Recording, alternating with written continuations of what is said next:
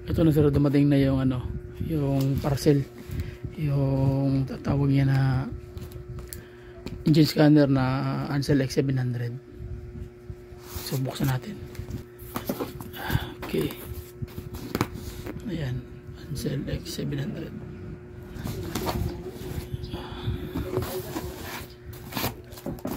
Check natin yung ano, ayan, US.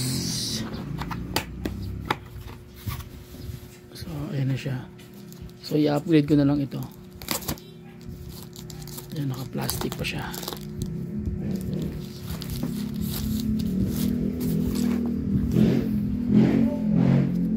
Ito yung ano niya, yung code. Ayan, ito yung manual. Tapos ito naman yung nasaksak doon sa ano, pinaka ano niya, connector. Ito naman yung ano, charger para sa iPad. So ito yung kanyang saksakan, support. Ito naman yung para dito. Ito, yan. So buksan natin to. Isa lang ang kamay, isa lang gamit ng kamay.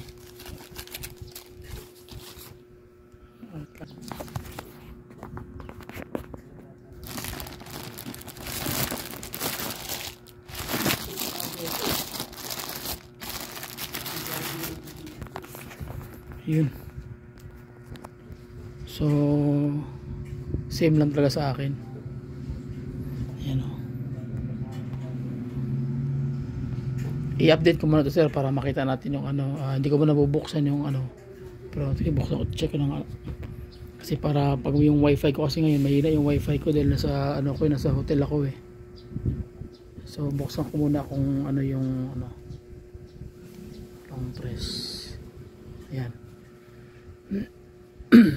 Loading pa. Ayan.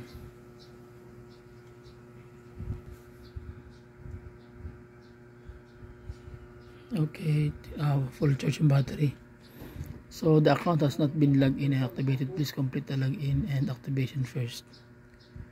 Okay, so kailangan siya ng wifi. Okay, so hindi ko muna napipindutin to kasi wala pa tayong wifi para dire-diretso na. So i-shut off ko muna tapos balik ako mamaya. Okay.